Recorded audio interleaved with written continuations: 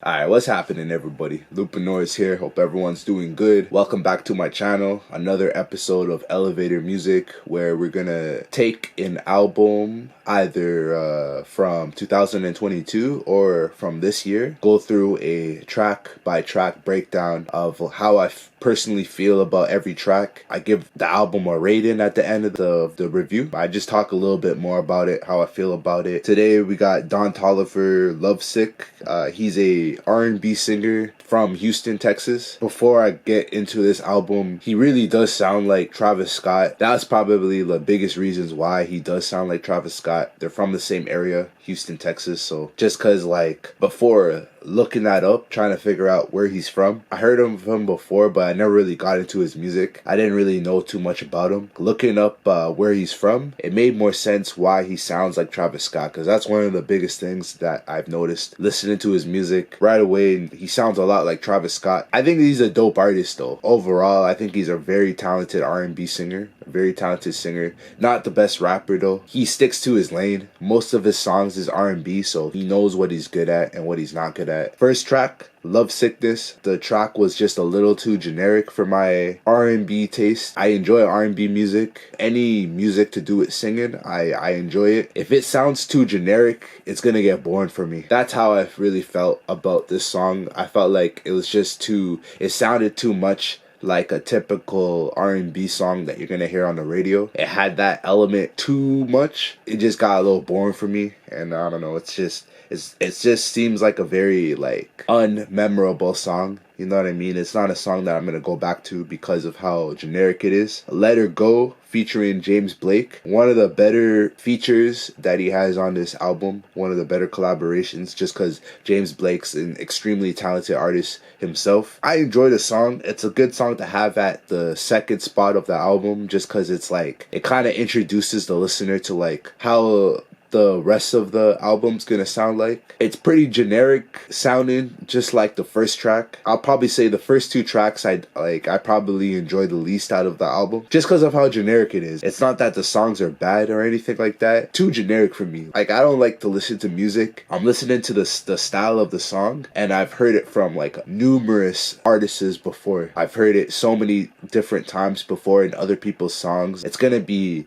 very difficult for me to want to like go through that experience again and listen into that song again, even though they're completely different songs from different artists. Just the whole feeling of the song is just too generic. Leave the Club featuring Durk and GloRilla. Another two great features to have on your album, especially if you're trying to push your album further in terms of like sales and clout. It's a good idea to have these two artists featured on your song. They both have a big following amongst themselves. Cool instrumental. I like the beat so far. I feel like the instrumentals slowly start to get better at this point. Very experimental pop feeling. So the beat's very experimental, even though it's very popish, which I do enjoy. I really like that about it. The Lil Durk's part blends well with the track. I think he did a good job at blending his style with the style of the beat. GloRilla's part, I feel like she went off. Like, she went pretty hard at her part at the end of the song. The beat kind of switches up. The whole feeling of the song kind of switches up just for her verse. I feel like that's a pretty cool part. She went pretty hard. The next track, For Me, featuring Uchis. I think that's how you pronounce her name. I actually never heard of her before. She might be like a new up and coming R&B singer that Toliver kind of like is like assistant to like bring up more. She's a great feature on the album. This is a song that was sampled from Beanie Man and Maya. You guys know what song I'm talking about though. It's a very famous song from back in the day. Beanie Man featuring Maya. Both artists were really famous at that time during those days. Beanie Man was probably like the biggest dancehall artist out of Jamaica. Maybe besides Sean Paul at the time. It was like Sean Paul and Beanie Man. But this song basically sampled that Beanie Man song, remade it. They like made like a remix out of it. So I thought that was pretty cool. And it sounds pretty dope too. Nothing close to the original. They did a pretty good job. Go Down featuring TisaKorean. Another artist, another feature that I never heard of the artist before. Listening to this song on this album is the first time I've ever heard of this artist. She's probably a young artist that just started up. Great production. I feel like the beat and the production is like the biggest part, the standout. The production all throughout the album. I really enjoy. I think the beats on here are really good, especially on this track, Go Down. Next track, Time Heals All, another solid beat. Like I was saying earlier, around the third track, the beats start to pick up. The beats very spacey, same with the vocals. It matches the beat very well with the singing vocals, very spacey. One of those tracks where like it's almost like there's EDM elements to it to give that like spacey feeling, spacey sound. So a lot of autotune on this track, which I don't mind if it's done well. If the artist can sing already, autotune like works pretty well. Usually don't like autotune when the artist can't sing. If the artist can't sing, then I don't like autotune. But if the artist can sing, you can do a lot with it. And I feel like they used it really well on this track here. Leather Coat, a lot of acoustic guitar elements in the song, which I do enjoy. I like that. I like that part about it. Very folky sounding song compared to the rest of the album. Cool background effects. I enjoyed the background effects and the bridge, like closer to the end of the song. Very ambient sounding part, which is cool because it's like it doesn't really match with the rest of the album. The album's very popish and very R&B-ish. So the fact that they put that into the song is pretty impressive. Honeymood, another great beat. Incredible feature, Travis Scott. Fellow Travis Scott, they're both from Houston, Texas. That's why they have a very similar sounding like vocals. They almost sound like they're the same artist, but not in a bad way. Not in a bad way. Like they're different at the same time. They just sound similar just because they're from the same area. The next song, Private Landing, featuring Justin Bieber and Future. It's a great beat. I think the beat's incredible. And I think Future is a great feature on the album. I think his vocals matches very well with the tone of the beat and just the overall feeling of like the album. The thing with Justin Bieber, I think he's an incredible singer and an incredible artist. One of the greatest artists to ever come up, especially being from Canada. So I got a whole lot of respect for Justin Bieber just for that. But I just feel like he's a little bit out of place on this song.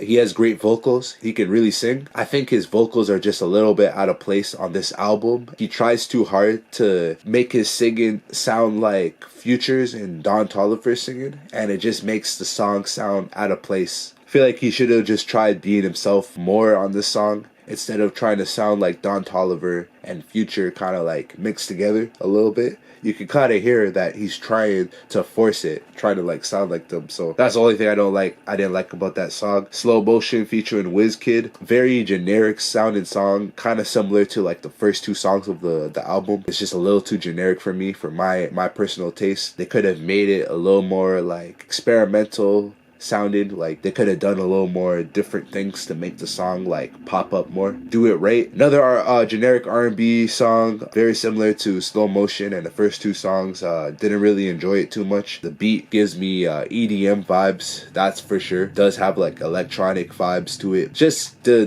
generic like feeling of the song, just like it makes it too bored for me to want to listen to. If I had featuring Charlie Wilson, another great feature, another artist that I actually never heard of. First time listening to Charlie Wilson on this track, and I think he's an incredible vocalist. Probably the strongest vocalist out of all the artists that he has featured on this album, including himself, Don Toliver. This Charlie Wilson guy might be the best vocalist out of everyone on the album, including Don Toliver. So that's the only thing. Kind of killed him off on his own track, even though Don Toliver is a really good singer too. I think Charlie Wilson might be like a smidget better. Next song, Company Part 3. This one, nice acoustic guitar in it. I enjoy the guitar part in the beat. It gives the beat a little more of like a different sound compared to like the rest of the songs on the album. Lots of intimate topics. The song is like a representation of like what to expect throughout the album. Just a good overall message behind the song. I like the metaphor within the song. Bus Stop featuring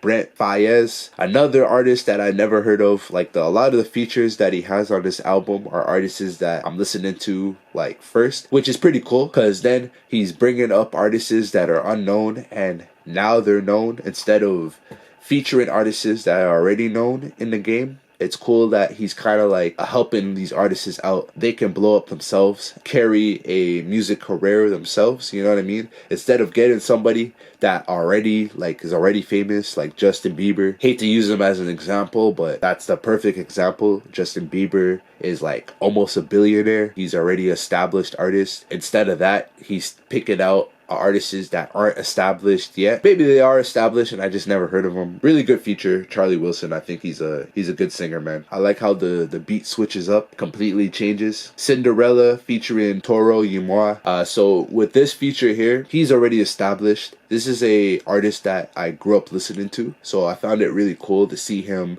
featured on an album like this. With Don Toliver, Toro Y Moi.